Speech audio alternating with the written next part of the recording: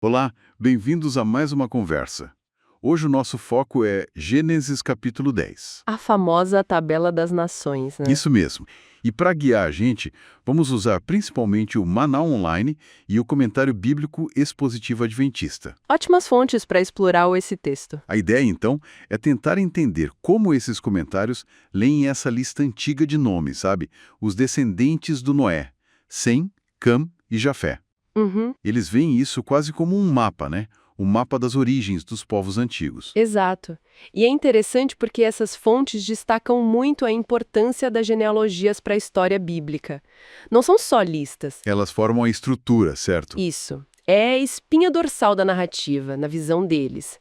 Claro, eles mencionam o ceticismo que existe sobre, por exemplo, o dilúvio ser literal. Sim, isso sempre aparece. Mas aí argumentam que achados arqueológicos, relatos antigos, podem de alguma forma dar suporte à historicidade dessas figuras. Tipo a ideia de semitas vindo de Sem, como hebreus e árabes. Exatamente. É uma conexão que eles reforçam bastante. E bom, o Gênesis 10 já dá uma ideia de distribuição geográfica, né? Dá, sim.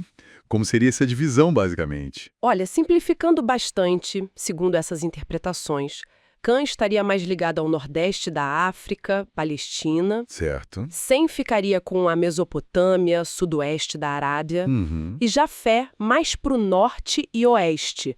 Pense na Ásia Menor, onde hoje é a Turquia, e também Europa. Interessante essa organização inicial. E as fontes, elas tentam dar rosto para esses nomes, tornar mais concreto. Sim, tentam. Um exemplo clássico é Nimrod, que vem da linhagem de Cã. Ah, o poderoso caçador. Esse mesmo, poderoso caçador diante do Senhor. E o comentário expositivo destaca ele como fundador de cidades muito importantes. Babel, Nínive. E isso na Mesopotâmia. Quer dizer, aí a lista de nomes já começa a se misturar com a história urbana, com a formação das civilizações ali, né? É uma conexão bem direta que a fonte faz. Exato.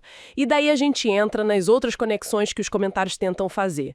Ligar os nomes da lista com povos e lugares históricos. Essa parte parece ser bem densa. É, um pouco, mas a ideia central é fascinante. Por exemplo, Jafé. Falam muito de Javã como os jônios, os gregos antigos. Ah, interessante. E de Came? Bom, Cã tem figuras bem conhecidas. Misraim, quase todo mundo conecta com o Egito, Faz sentido. e Cuxi com a Etiópia ou a região da Núbia.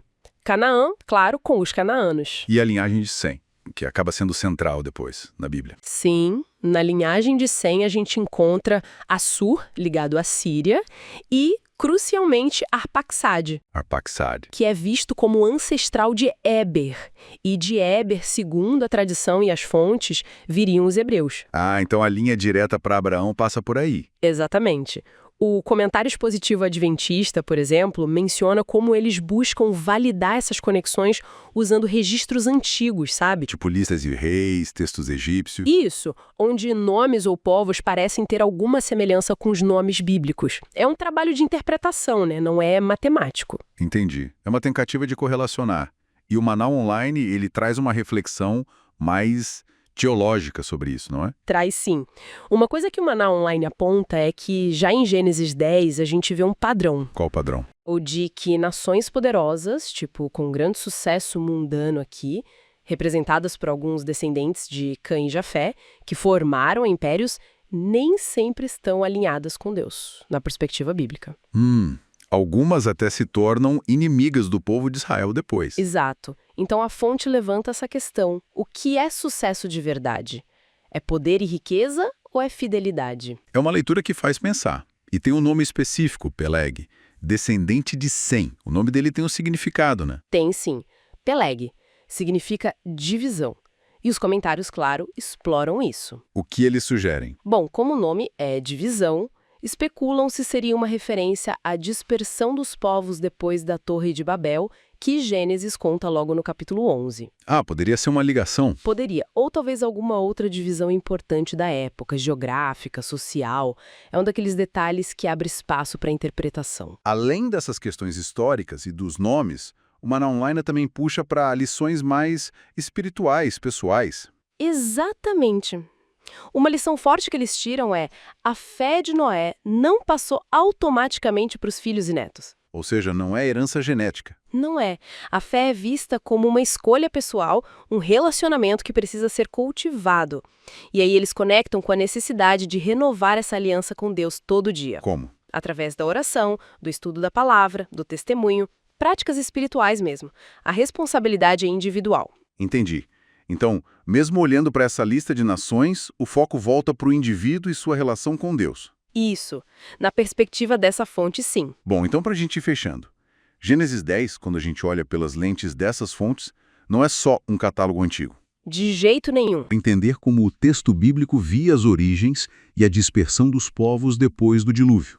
Exato. E buscando ativamente ligar essa genealogia com a geografia e com a história conhecida. Uhum. Para os autores desses comentários, essa tabela das nações tem um peso grande, histórico e teológico. Certo. Ela meio que lança as bases para a linhagem que vai chegar em Abraão, que vem de Sem, né?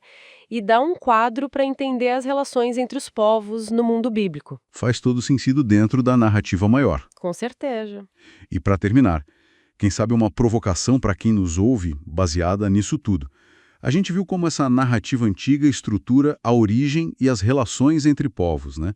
Ancestralidade, dispersão. Sim, é uma visão bem específica. Fica a pergunta, como será que essas ideias antigas sobre de onde viemos, quem somos, como nos relacionamos, como elas conversam ou talvez até entram em choque com o jeito que a gente pensa sobre identidade, cultura, nações, hoje, nesse mundo todo conectado?